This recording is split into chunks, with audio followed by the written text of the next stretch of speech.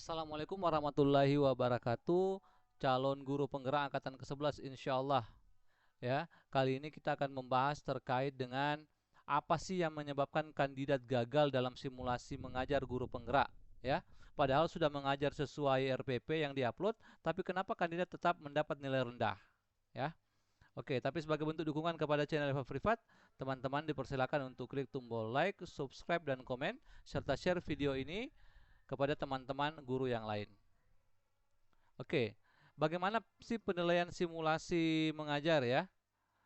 Nah, penilaian simulasi mengajar itu nilainya paling rendah sebenarnya satu ya. Satu, dua, tiga, dan empat gitu ya. Empat ini luar biasa, ini kuat, ini kurang ya, ini lemah. Seperti itu ya. Kalau kita bicara terkait dengan simulasi mengajar, maka tentu saja kita bicara terkait dengan mengajarnya sendiri selama 10 menit dan tanya jawab terkait dengan simulasi mengajar itu ya. Tentu saja kalau kita bicara terkait dengan mengapa gagal, maka itu ada kompetensinya ya. Kompetensi berarti kompetensinya yang gagal. Di sini ada, kalau mengajar ini ada 4 kompetensi ya. Kompetensi satu, 2, 3, 4. Kalau di sini ada 2 kompetensi ya. Ada kompetensi 5, 6. Berarti ada 6 kompetensi yang harus dikuasai oleh kandidat agar bisa memperoleh nilai yang maksimal yang bisa mendukung nanti ketika diakumulasikan dengan nilai wawancara. Nah, kita akan membahas satu persatu. Apa yang membuat gagal di simulasi mengajar dan apa yang membuat gagal di tanya jawab, ya. Nah, sekarang pada saat simulasi mengajar dan tanya jawab, kesalahan yang terjadi atau apa yang membuat gagal itu yang pertama adalah kandidat tidak paham kompetensi yang dinilai. Kompetensi yang dinilai, ya. Seperti itu. Kemudian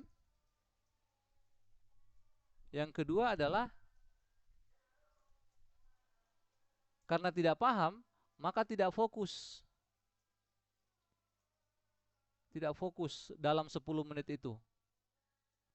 Dalam 10 menit, ya. Untuk menunjukkan apa yang dinilai ya. Menunjukkan kompetensi. Menunjukkan apa yang dinilai ya. Item dinilai. Ya. Saya tidak akan menyebut misalkan listrik padam atau lampu jaringan internet nggak bagus ya, seperti itu. Nah, sekarang untuk item yang dinilai ya, ini perlu saya jelaskan kembali. Item yang dinilai itu kan ada 4 ya. Pertama, itu adalah bagaimana kandidat itu melakukan apa? Menyebut tujuan pembelajaran. Ini harus disebut nih. Tujuan pembelajarannya apa hari ini? Kalau tidak bisa menyebut tujuan pembelajaran, setidaknya menulis aktivitas yang akan dilakukan. Nah, yang akan dilakukan. Kalau bisa menyebut dua-duanya dalam waktu 10 menit itu lebih bagus gitu ya. Kemudian apa lagi ya? Ini untuk kompetensi pertama ya. Kemudian yang kedua adalah eh, mengaitkan mengaitkan materi dengan materi sebelumnya atau kehidupan sehari-hari. Nah, sehari-hari. Dan yang terakhir adalah untuk kompetensi pertama itu adalah terkait dengan bagaimana ada pertanyaan terbuka. Nah, pertanyaan terbuka. Ya. Ini untuk kompetensi pertama atau item yang dinilai. Nah, sekarang untuk item yang kedua. Ya. Item yang kedua itu terkait dengan komunikasi ya. Komunikasi dua arah. Kemudian apa lagi? Selain komunikasi dua arah, itu terkait dengan apresiasi positif, ya. Positif. Ya, bagus sekali jawabannya. Seperti itu ya. Kemudian yang terakhir adalah selain komunikasi dua arah dan apresiasi positif, itu adalah bahasa sesuai jenjang. Bahasa sesuai level atau jenjang ya. Nah, seperti itu ya. Jangan terlalu tinggi bahasanya kalau ngajar SD dan jangan juga terlalu rendah kalau ngajar SMA. Nah, itu saja intinya. Kemudian yang ketiga adalah bahasa tubuh positif ya. Bahasa tubuh positif. Bahasa tubuh positif maksudnya senyum, mengangguk,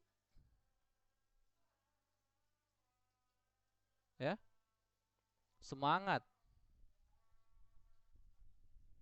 dan lain-lain ya. Seperti itu ya.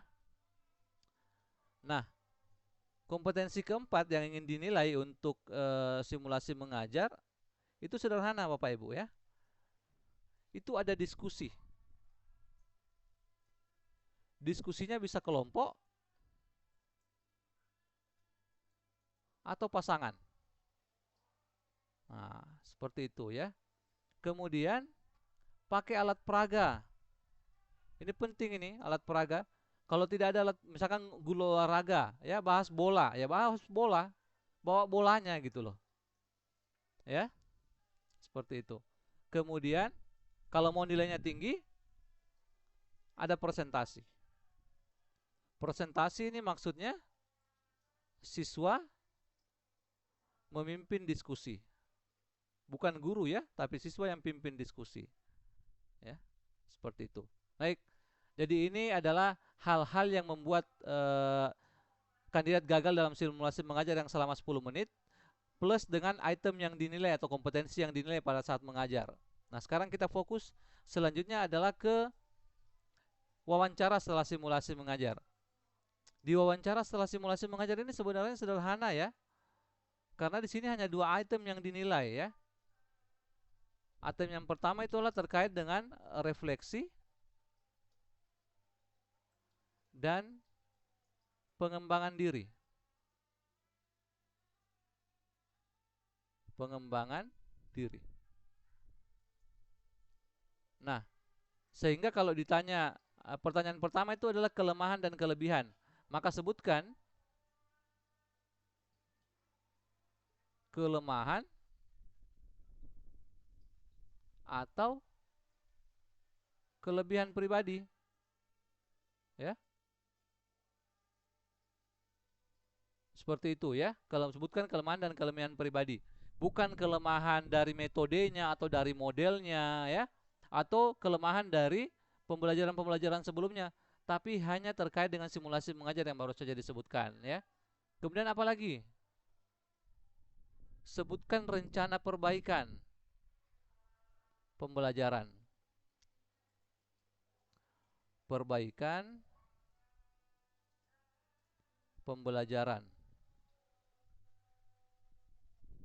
Pembelajaran dan dampaknya ya bagi siswa. Ini penting ya. Kemudian kalau mau nilainya maksimal, sebutkan yang terakhir adalah rencana pengembangan diri. Mau kuliah kah, apakah mau ikut workshop atau ikut pelatihan. Nah, ini termasuk rencana pengembangan diri. Ya. Nah, ini yang pertama. Kemudian yang kedua, itu adalah terkait dengan penilaian. Penilaian dan rencana tindak lanjut. Ya. Yang pertama adalah Sebutkan berbagai penilaian. Sebutkan berbagai jenis penilaian. Ya. Kalau dia kurikulum 2013 berarti ada sikap, keterampilan, dan yang terakhir adalah pengetahuan. Kemudian sebutkan juga bagaimana menilainya. Bagaimana menilai, ya.